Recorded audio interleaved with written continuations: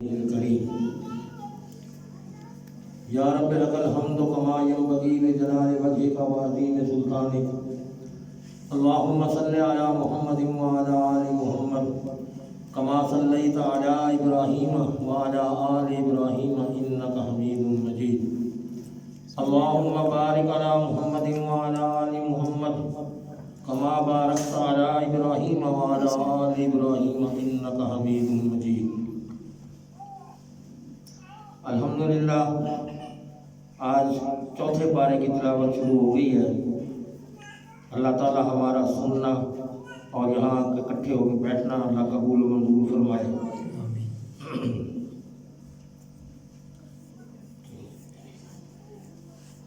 یہ چوتھا پارہ بھی اس میں صورت آل عمران ہی چل رہی ہے آخر تک، آخر میں جا کے کہیں پھر اس میں وہ صورت نساء شروع ہوتی ہے۔ صورت آل عمران میں بھی مضامین کی ترتیب سے اسی طرح ہی ہے جیسے صورت بقرہ میں تھی۔ صورت البقرہ میں اللہ رب العزت نے یہودیوں سے خطاب کر کے فرمایا کہ تمہیں امامت عالم کا منصب جو عطا کیا گیا تھا لیکن تم نے اس کا حق ادا نہیں کیا، یہ کل پرسوں پڑھ چکے ہیں، اس لیے اب تم سے یہ حق چھین لیا جا رہا ہے اور امت محمدیہ صلی اللہ علیہ وآلہ وسلم کو یہ منصب اب تفویض کیا گیا ہے۔ یہ تھا صورت البقرہ میں، اور آج صورت آل عمران میں اللہ تعالیٰ عیسائیوں سے خطاب فرما رہے ہیں کہ تم نے بھی اس منصب کا حق ادا نہیں کیا، تمہیں یہ حق دیا گیا تھا،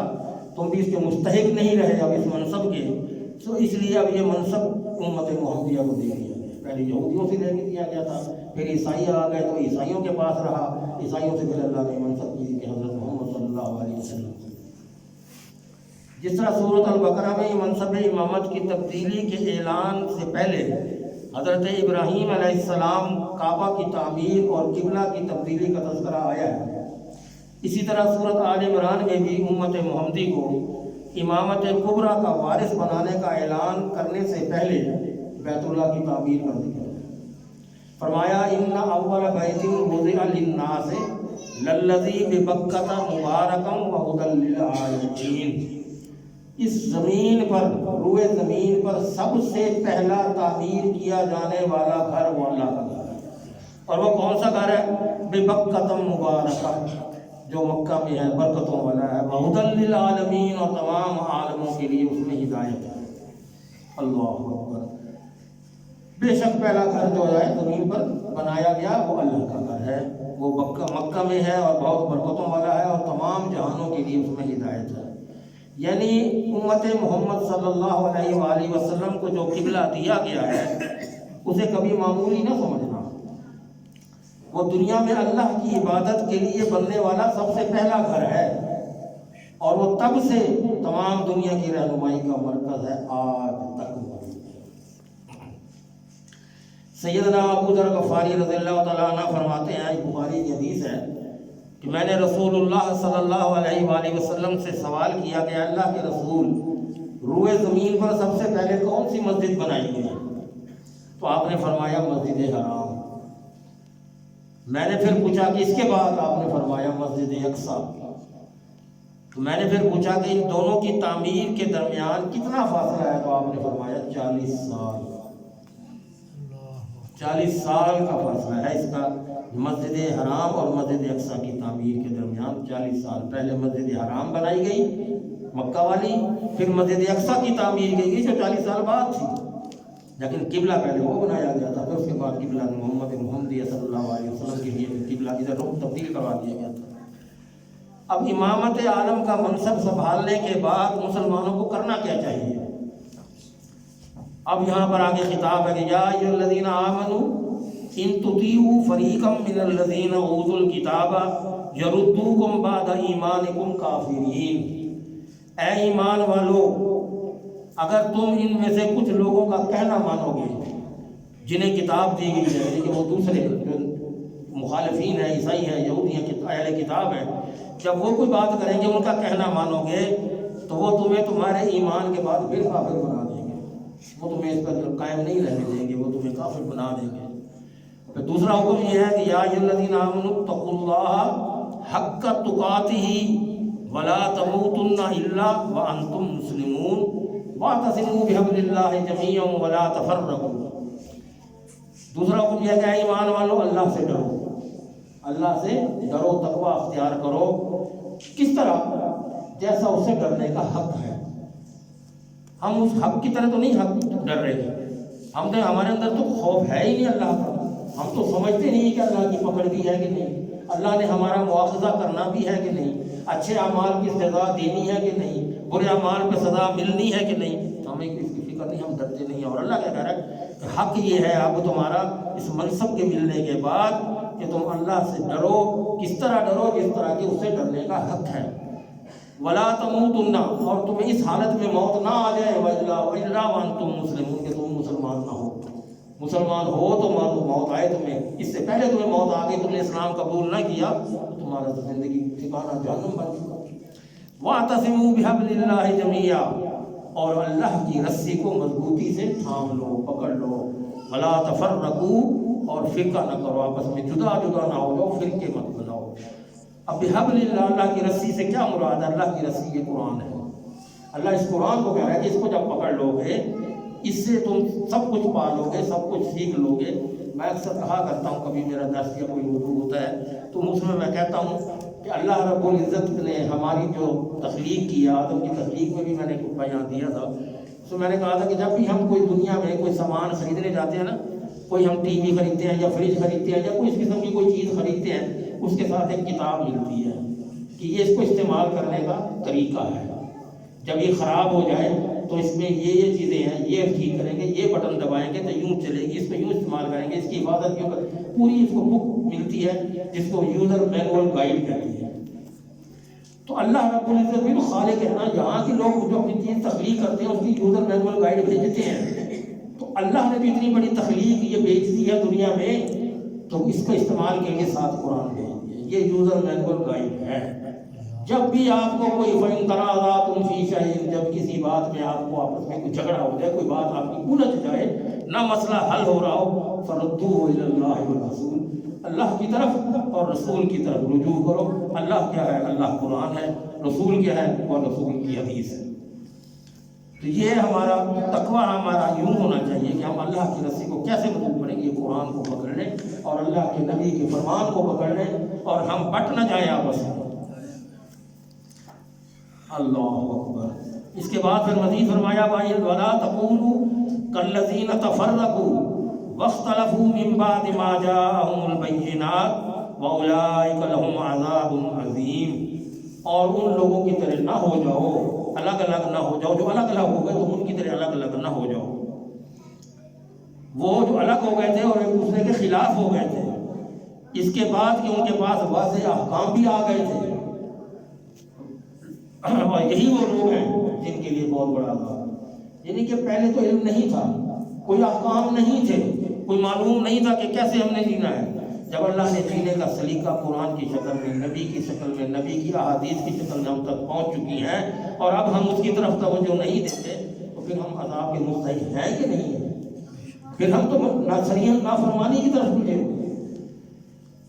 اللہ اکبر۔ پوری امت کو دراصل انسان کی فلاح و بہبود کے لیے کھڑا کیا گیا ہے، لہذا تمہیں چاہیے کہ سب لوگ اپنی استطاعت کے مطابق، اپنی اپنی طاقت کے مطابق اس دین کی تبلیغ کا کام کریں۔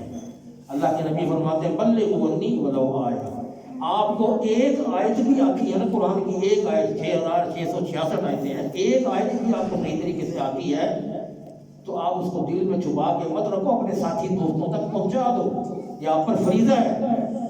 کہ یہ آپ اللہ کے نبی فرمائیں کہ بلغوا عنی، میری طرف سے پہنچاؤ، ایک آیت جو بھی تم سیکھ چکے ہو آگے پہنچاؤ اس کو۔ تو یہ تبلیغ ہے، ہمیں جو آتا ہے ہم پہلے خود تو سیکھیں، اور جو سیکھ لیا جو آتا ہے وہ آگے اپنے دوستوں تک پہنچانے کی پوری کوشش کریں۔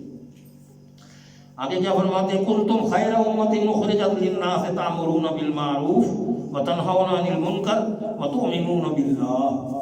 تم سب سے بہتر امت چلے آئے ہو، یہ بہت بہترین، سب سے بہترین امت، جتنی امتیں گزری ہیں اللہ فرما رہے ہیں کہ یہ امت سب سے بہتر آ رہی ہے، جو لوگوں کے لیے باہر نکالی گئی۔ کون سی؟ جو تبلیغ کے کام کی طرف نکلتے ہیں، جو اللہ کے دین کو، جیسے اللہ کے نبی نے جب نبوت کا تاج پہنایا گیا گھر سے شروع ہو گئے تبلیغ، اللہ کا حکم یہ آیا ہے، اللہ کا پیغام یہ آیا ہے، مارے کھائے، پتھر کھائے، تکالیف برداشت کی، در بدر ہوئے، ہجرتیں کی، کہاں کہاں کی تکالیف آپ ہم سنتے آ رہے ہیں، پڑھتے آ رہے ہیں، جہاں تک کی تکالیف، لیکن دین کی تبلیغ کا کام نہیں چھوڑا، اللہ کے پیغام کو آگے پہنچانے کا کام ختم نہیں کیا۔ تم سب سے بہتر امت وہ ہو جو نکالے گئے ہو اس لیے تامرون بالمعروف، تم نیکی کا حکم دیتے ہو، نیک کام کرنے کی ترغیب دیتے ہو، وتنہون عن المنکر، اور برے کاموں سے روکتے ہو، برائی کو آگے رکاوٹ بن جائے تو نہیں بھائی یہ کام نہیں کرنا، یہ برا ہے، نیک کام کی طرف ترغیب دینا، برے کاموں سے روکنا، یہ ہماری ترغیب ہے، یہ ہونی چاہیے۔ جس طریقے سے بھی ہم کر سکیں، ہمارے پاس جو بھی کوئی راہ ہو، جتنا بھی علم ہو، اب ہم اگر نہیں علم پوری طرح جانتے، کم از کم عقل تو رکھتے ہیں، اتنا تو سمجھتے ہیں کہ یہ بندہ جو بات کر رہا ہے یہ غلط بات کر رہا ہے، یہ بندہ جو بات کر رہا ہے یہ نیک بات کر رہا ہے، یہ برائی بات کر رہا ہے، اس کو ہم اس کی تصحیح تو کر سکتے ہیں جس انداز سے بھی ہمیں آتی ہے۔ اور پھر دوسری چیز، اگر ہم پرفیکٹ کرنا چاہتے ہیں پھر ہمیں پہلے خود دین کو سیکھنا چاہیے تاکہ ہم پھر اس کے مطابق آگے چل بھی سکیں۔ یہ ہماری ذمہ داری بنتی ہے، ہماری ڈیوٹی بن جاتی ہے کہ ہم یہ کام کریں۔ پھر کفار سے دوستی کی ممانعت کا بھی ذکر آیا یہاں، بہت لمبی دو آیتیں ہیں، 118 نمبر 120 نمبر۔ یا ایھا الذین آمنوا لا تتخذوا بطانۃ من دونکم لا یعلونکم خبالا ودوا ما عنتم قد بدت البغضاء من افواہہم وما تخفی صدورہم اکبر۔ میں ترجمہ اس کا بتا دیتا ہوں، اے ایمان والو، لا تتخذوا بطانۃ من دونکم، اپنے سوا کسی کو دلی دوست نہ بناؤ، کہہ رہا ہو یعنی یار غار نہ بناؤ، دلی دوست مت بناؤ، وہ تمہیں کسی طرح نقصان پہنچانے میں کمی نہیں کرتے، وہ تو چاہتے ہیں کہ تمہارے صفوں میں گھس جائیں منافقین بن کر اور تمہیں نقصان پہنچائیں، وہ تمہیں نقصان پہنچانے کی ہر چیز پہ وہ ڈٹے ہوئے ہیں، اور وہ ہر ایسی چیز کو پسند کرتے ہیں جس سے تم مصیبت میں پڑ جاؤ، وہ چاہتے ہیں کہ تم ہر وقت مصیبت میں گرفتار رہو، تم پر عذاب آ جائے، تو اس لیے وہ تمہارے ساتھ ملنا، اسی کی یہی کوشش وہ لگے ہوئے ہیں، اور ان کی شدید دشمنی تو تم ان کے منہ سے سن بھی چکے ہو، وہ بتا بھی رہے ہیں اپنے منہ سے، کہہ بھی رہے ہیں، بغضاء من افواہہم، اپنے زبان سے اپنے منہ سے وہ اقرار کرتے ہیں، بتاتے ہیں، اللہ اکبر، وما تخفی صدورہم، اور جو کچھ ان کے سینوں میں چھپا ہوا ہے وہ نکال رہے ہیں، وہ تمہارے ساتھ زیادتی کرتے ہیں، اور یہ وہ بہت بڑا ہے، صدورہم اکبر، یہ بہت بڑا گناہ ہے جو وہ تمہارے ساتھ کر رہے ہیں، تمہیں اس کی کیوں نہیں شعور آتا؟ تم کبھی بھی اپنا دلی دوست نہ بناؤ، اپنے دل کی باتیں، راز کی باتیں ان کو مت کہو۔ بے شک ہم نے تمہارے لیے آیات کھول کر بیان کر دی ہیں، قد بینا لکم الآیات، ہم نے یہ قرآن کی آیتیں ساری کھول کھول کر، اللہ نے کوئی چیز سمجھانے میں، کوئی چیز بتانے میں کوئی شرم و حیا، چھوٹے چھوٹے مسئلے تک بھی اللہ نے اس میں بیان فرمائے ہیں، کسی بات کو اللہ نے نہیں چھپایا تاکہ آپ کا دین، آپ کا رہن سہن، آپ کے تمام معاملات ادھورے نہ رہ جائیں، اس لیے اللہ نے ہر چیز میں کھول کھول کے بیان فرما دی ہے، اور کہہ رہے ہیں کہ بے شک ہم نے تمام آیات کھول کر بیان کر دی ہیں۔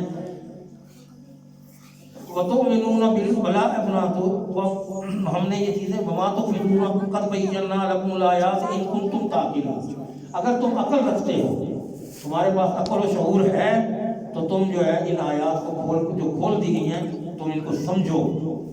دیکھو وہ تم لوگ ہو کہ تم ان سے محبت کرتے ہو، وہ تم سے محبت نہیں کرتے، تم ان سے محبت کرتے ہو، وہ تم سے محبت نہیں کرتے، وہ منافق ہیں، وہ چھپ کے وار کرتے ہیں، وہ تمہاری صفوں میں گھس کر تمہیں برگلاتے ہیں، تمہیں راہ راست سے ہٹاتے ہیں۔ اللہ اکبر، جب وہ تم سے ملتے ہیں تو کیا کہتے ہیں؟ ہم ایمان لائے تمہارے ساتھ، ہم تو بھی تمہارے ہیں، تم جو کہتے ہو ہم اسی طرح ایمان لائے ہیں۔ اور جب اکیلے ہوتے ہیں تو تم پر غصے سے غصہ آتا ہے، تمہارا کچھ بگاڑ تو سکتے نہیں ہے کہ اگر ماریں گے یا بگاڑیں گے تو ان کو سب پتہ لگ جائے گا، تو وہ منافقت کی بات ختم ہو جائے گی، وہ تو یوں بگاڑ پیدا کرنے والی بات ہے، تو وہ اپنی انگلیوں کے پورے منہ میں ڈال کے چباتے ہیں، غصے میں آ کے جیسے دانت چباتے ہیں، اپنے ہاتھوں کی انگلیوں کو کاٹتے ہیں، اور یہ کہتے ہیں کہ کہہ دیں ان سے، آپ اب ان سے یہ کہہ دیں کہ تمہیں جو اتنا غصہ آئے گا، تم اپنے ہاتھ اور اپنی انگلیاں چبا رہے ہو، تم اسی غصے میں مر جاؤ، تم اسی غصے میں، کل موتوا بغیظکم، اپنے اسی غصے میں تمہیں موت آ جائے، ختم ہو جاؤ، تم کس کام کو نکلو؟ ہمیں برگلانے کے لیے، ہمیں منافقت کر کے ہمیں راستے سے ہٹانے کے لیے آئے ہو۔ اللہ سینوں کی بات کو بھی بخوب جانتا ہے، اللہ تمہارے دلوں کی بات کو جانتا ہے. تم یہ اس طرح کرو، کھل کے بات کرو ان سے. اگر تمہیں کوئی اچھائی بھلائی ملنے لگتی ہے تو وہ انہیں بہت بری لگتی ہے کہ یار ان کو کیوں یہ اجر مل رہا ہے نیکیوں کا. ان تمسسکم حسنۃ تسؤہم، جب تمہیں کوئی اچھا کام کے سلے میں اللہ نیکیاں اور بھلائیاں عطا فرماتا ہے، تسؤہم، تو ان کو بہت برا لگتا ہے کہ یہ کوئی انعامات کیوں مل رہے ہیں. وَإِن تُصِبْكُمْ سَيِّئَةٌ، اور جب تمہیں کوئی تکلیف پہنچتی ہے، یفرحوا بِہَا، بڑے خوش ہو جائیں، واہ واہ تالیاں، بہت کمال ہوا ہے جی، دیکھو کیا دیکھا کیا ہو رہا ہے ان کے ساتھ، یہ ہے ہی غلط. تو ان کو کیوں ایسا موقع ملے، اس لیے ان کو ایسا دوست بناؤ. وَإِن تَصْبِرُوا وَتَتَّقُوا، اور اگر تم صبر کرو اور ڈرتے رہو، لا یضرکم کیدہم شیئا، تو ان کی کوئی بھی تدبیر تمہیں نقصان نہیں پہنچا سکتی. تم صبر کرو، ان کو اس بات کا جواب مت دو، ان سے حسد نہ کرو، اور ان کا کوئی چیز تمہیں نقصان نہیں پہنچا سکتی. بے شک اللہ وہ جو کچھ کرتے ہیں اس کا احاطہ کرنے والا ہے. یہ جو دعا تھی کئی ترجمہ تھا. ابو موسیٰ اشعری بیان فرماتے ہیں، یہ سنن الکبری کی حدیث ہے، بہقی کی، کہ وہ فرماتے ہیں کہ میں نے سیدنا عمر فاروق رضی اللہ عنہ سے کہا میرے پاس ایک عیسائی کاتب ہے. تو انہوں نے فرمایا اللہ تجھے مارے، یہ تم نے کیا کیا؟ کیا آپ نے اللہ تعالیٰ کا فرمان نہیں سنا؟ یا ایھا الذین آمنوا لا تتخذوا اليہود والنصارى اولیاء بعضهم اولیاء بعض، اے ایمان والو یہود و نصارہ کو اپنا دوست نہ بناؤ. وہ کاتب کس لیے کہہ رہے تھے کہ جو ان کی باتیں یا ان کا وہ دین کی جو احادیث کو اکٹھا کرنے کے لیے کتابت کرنے کے لیے انہوں نے تھا، وہ عیسائی تھا. تو حضرت عمر رضی اللہ تعالیٰ عنہ نے ان سے غصہ کیا کہ تم نے اللہ کا یہ فرمان نہیں سنا کہ اے ایمان والو یہود و نصارہ کو اپنا دوست مت بناؤ، کیونکہ وہ آپس میں ایک دوسرے کے دوست ہیں، تمہارے وہ خیر کھلے دشمن ہیں. تو آپ نے کسی مسلمان کو کاتب کیوں نہیں رکھا، عیسائی کو کاتب کیوں بنایا؟ تو میں نے عرض کیا امیر المومنین مجھے اس کی کتابت سے غرض ہے، اس کا دین اس کے لیے ہے، میں تو اپنا کام اسے لینا چاہتا ہوں. تو حضرت عمر فرماتے ہیں کہ جب اللہ نے انہیں رسوا کر دیا ہے تو میں تو ان کی تقریم نہیں کر سکتا، تو میں اتنا بڑا کام ان کے ذمہ کیسے پسند کروں گا کہ وہ یہ کتابت کو کرے بیٹھ کے دین کی یا کاموں کی. جب تک اللہ نے انہیں ذلیل کر دیا تو میں انہیں عزت نہیں دے سکتا، جب اللہ نے انہیں دور کر دیا تو میں انہیں قریب نہیں کر سکتا. یہ حدیث بھی اس بات کی دلالت کرتی ہے کہ ہمیں یہودیوں اور عیسائیوں سے دوستی نہیں کرنی چاہیے.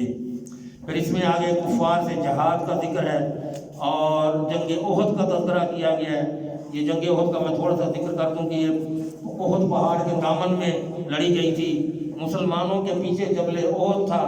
اور سامنے کافروں کا لشکر تھا. کافروں کی تعداد 3000 تھی اور اس کے مقابلے میں مسلمانوں کی تعداد 1000 تھی. مزید کچھ منافقین ایسے جو آئے تھے جن کا میں یہ ذکر کر رہا تھا، بھی منافقین یہ بیچ میں صفوں میں شامل ہو گئے اور اپنے بندوں کو رگڑا کے 300 بندوں کو نکال کے لے گئے، باقی پیچھے 700 رہ گئے. تو جب ان کی تعداد کم ہو کر 700 رہ گئی تو رسول اللہ صلی اللہ علیہ وسلم نے 40 مجاہدین کو اپنی بیک پر ایک چھوٹے سے پہاڑ پر ڈیوٹی لگا دی کہ تم اس پہاڑ پر کھڑے ہو جاؤ، یہاں سے تم ہماری بیک سے حفاظت کرو کہ اس پہاڑ کے پیچھے سے دشمن آ کر ہم پر پشت سے حملہ نہ کرے. تم نے 40 بندوں کو پیچھے کھڑا کیا صحابہ کو کہ تم اس طرف کھڑو، ادھر منہ کر کے کھڑے ہو، ادھر سے ان کو نہ چڑھنے دو، تم نے ہماری بیک کی حفاظت کرنی ہے. ہم جنگ ہارے یا جیتے تم نے یہ مقام نہیں چھوڑنا، تم اس مقام پہ موجود رہو گے جب تک کہ میرا حکم نہیں آ جاتا. آپ نے یہاں سے نہیں ہلنا. کچھ ہی وقت کے بعد مسلمانوں کے زبردست حملے کی تاب نہ لاتے ہوئے کافر میدان چھوڑ کر بھاگ نکلے اور مسلمانوں کو بڑی زبردست فتح ملی. اب مسلمان جب فتح ہوئی تو مال غنیمت لوٹنے لگے، سمیٹنے لگے. وہ تو کافر بھاگ گئے، ان کا سارا سامان رہ گیا، کھانے کا، پینے کا، استعمال کا، جو کچھ تھا مال غنیمت جو تھا وہ سمیٹنے میں سارے مشغول ہو گئے. اب وہ جو سمیٹنے مشغول ہو گئے اور جن صحابہ کرام کو اللہ کے رسول نے پہاڑ کے پیچھے ڈیوٹی پہ لگایا تھا انہوں نے دیکھا کہ بھئی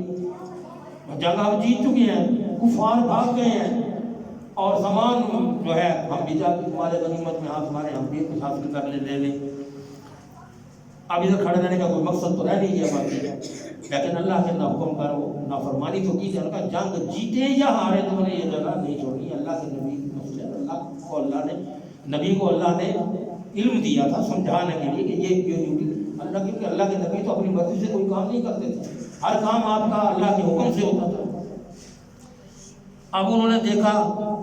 اور یہ صرف منظر تو جگہ چھوڑ دی، آ گئے دوڑتے ہوئے لشکر نے۔ اب جو لشکر دوڑ کے کافروں کا جا رہا تھا، انہوں نے پیچھے مڑ کے جو دیکھا کہ جہاں یہ پیچھے 40 صحابہ کھڑے تھے تیر انداز،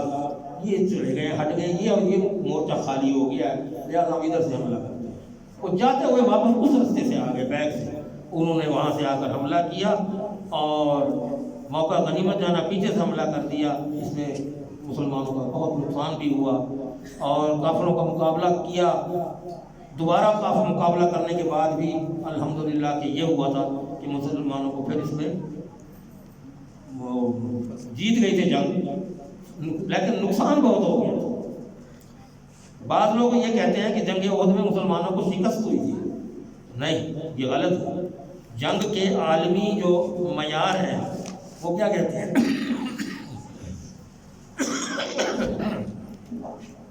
عالمی معیار یہ ہیں 3 طریقے ہیں۔ نمبر 1، مخالف فریق، دو ملکوں میں دو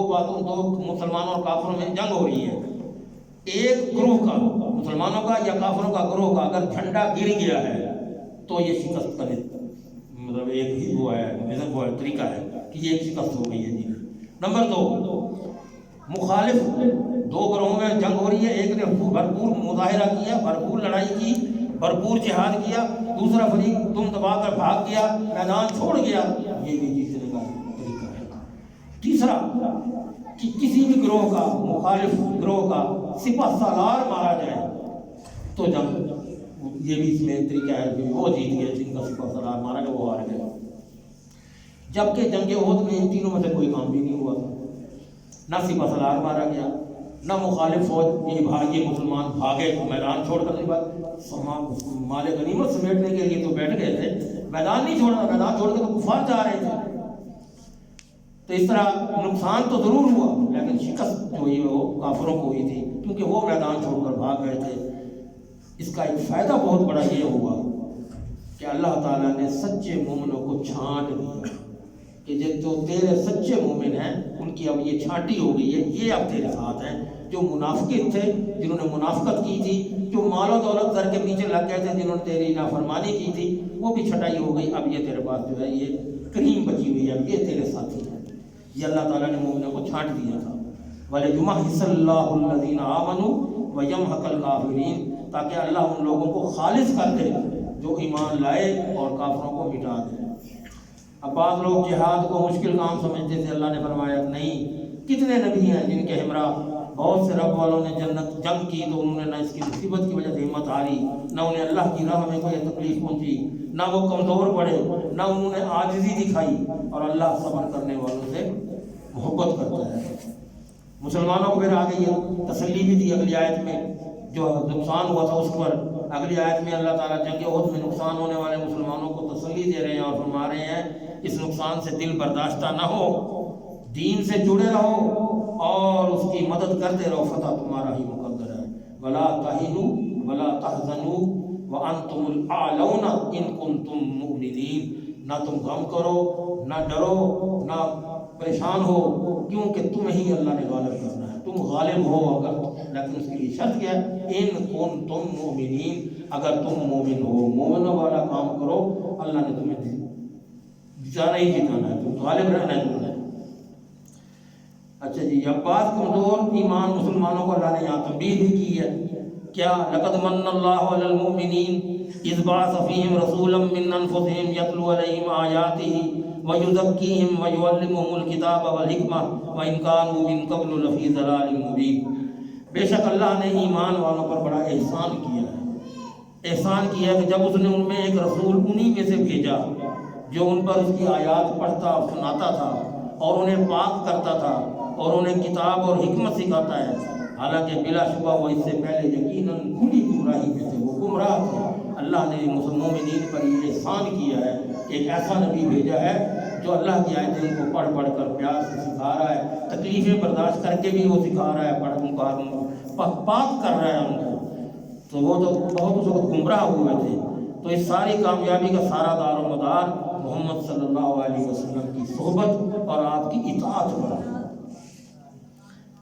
اب یہاں پھر دوبارہ اللہ تعالیٰ منافقین کا کردار بتا رہے ہیں اور مسلمانوں کو ان سے بچنے کی تلقین پہلے بھی بتائی، وہ آگے بھی وہی پھر بات ہے،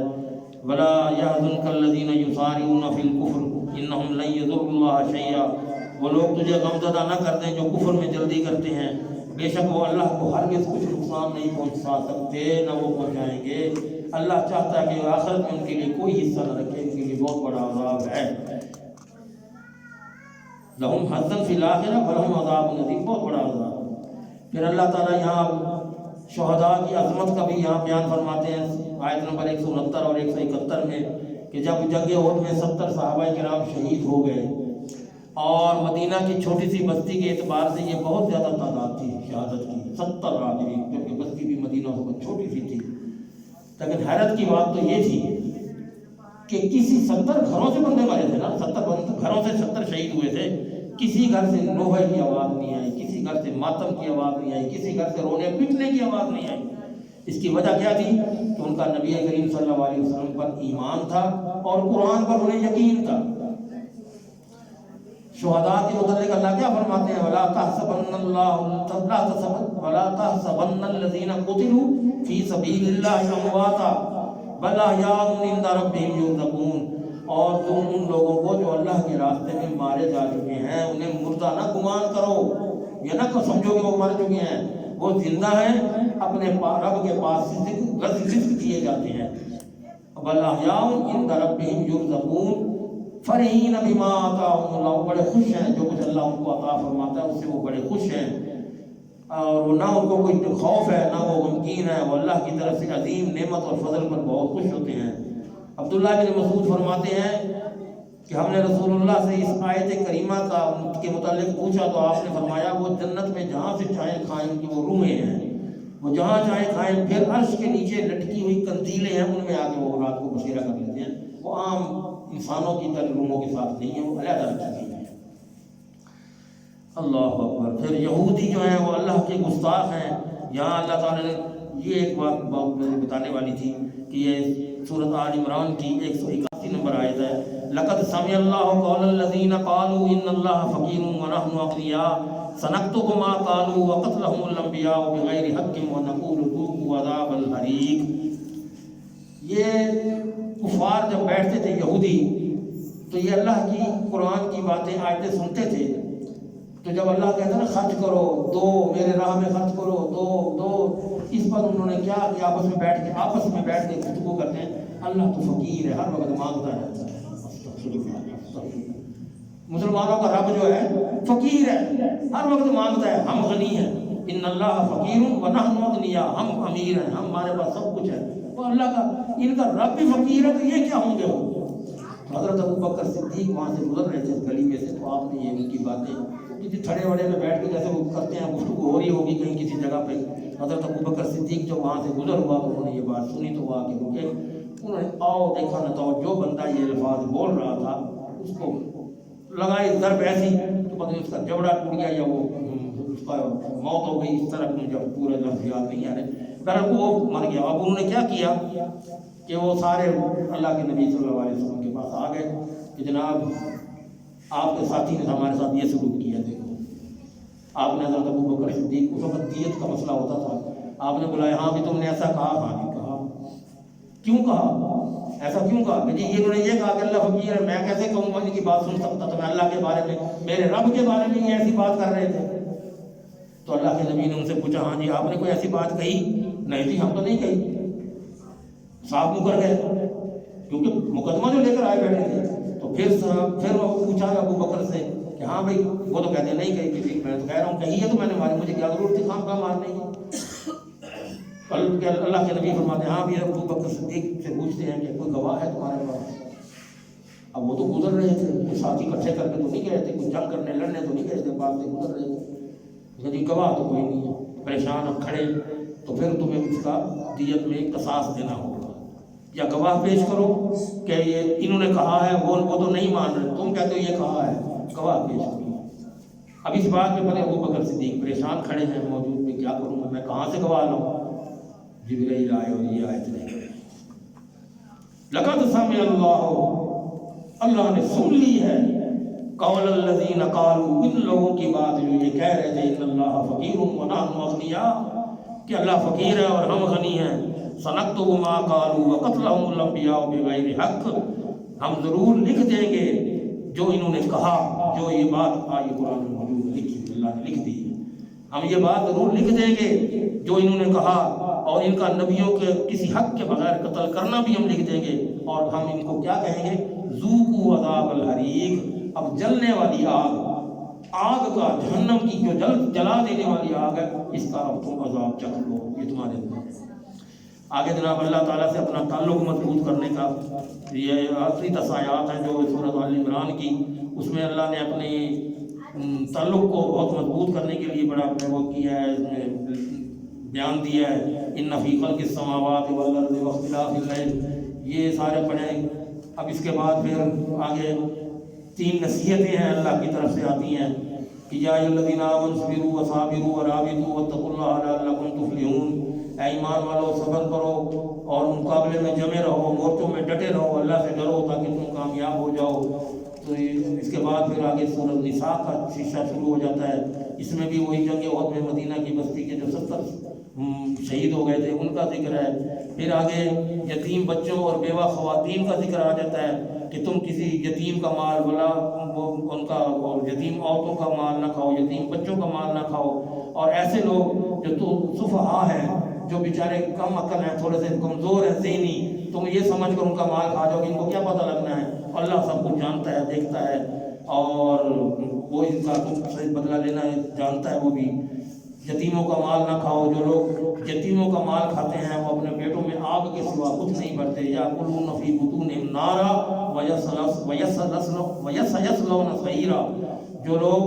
یتیموں کے مال کھاتے ہیں وہ اپنے پیٹوں میں آگ کے سوا کچھ نہیں کھاتے، اور وہ عنقریب بھڑکتی ہوئی آگ میں داخل کر دیے جائیں گے۔ پھر اس میں آگے وراثت کی تقسیم ہے، بچوں میں، والدین میں، خامن میں، بیوی میں۔ پھر محرم خواتین کا ذکر ہے، یہ ذرا تھوڑا سا میں ذکر کر دوں۔ محرم ایک ہوتا ہے ابدی، ایک محرم ہوتا ہے عارضی۔ ابدی محرم کون ہے؟ جن خواتین سے نکاح حرام ہے، نہیں ہو سکتا، وہ ابدی محرم ہے۔ وہ کون ہے؟ وہ ان میں سے ایک تو ہے جی ماں سے نکاح نہیں ہو سکتا، بہن سے نکاح نہیں ہو سکتا، بیٹی سے نکاح نہیں ہو سکتا، پھوپھی، خالہ، بھانجی، بھتیجی، ساس، بہو، یہ رشتے ہیں جن سے نکاح نہیں ہو سکتا کسی صورت میں بھی، کبھی بھی، تو وہ ابدی محرم ہے۔ اور اس کے بعد رضاعت کا آ جاتا ہے،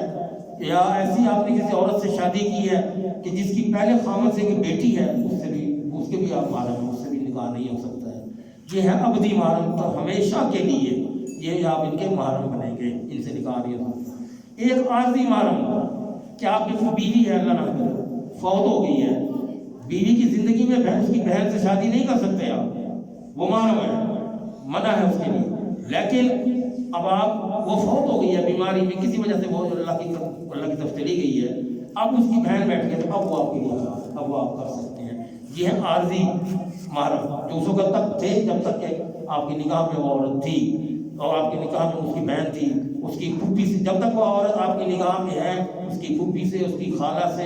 نکاح نہیں کیا جا سکتا، اس کی بہن سے نکاح نہیں کیا جا سکتا۔ بیوی کے فوت ہو جانے کے بعد ان تینوں رشتوں سے نکاح کیا جا سکتا ہے۔ اس لیے یہ اس میں معاشرے کی مضبوطی، خاندگی نظام میں یہ تعلق آنے کے لیے یہ معاملات ہمیں سمجھنے چاہیے۔ اللہ تعالیٰ، وقت بہت قلیل ہوتا ہے، اس قلیل وقت میں میں خود جب جوش میں آتا ہوں یا سمجھ میں آتا ہوں تو بھی آگے روانی ہو، وقت گھڑی کو دیکھتا ہوں وہ اجازت نہیں دیتی کہ بھی وہ نماز پڑھنی ہے لوگوں نے بھی، تو اللہ تعالیٰ ہمیں کو موقع فراہم کرے کہ ہم کھل کر قرآن کو سمجھیں۔ آپ خود کوشش کیجیے، اللہ تعالیٰ ہمیں قرآن کو صحیح طور پہ سمجھنے کی اور اس پر پھر عمل کرنے کی توفیق عطا فرمائے۔ وآخر دعوانا الحمد للہ رب العالمین۔ جزاک اللہ خیر۔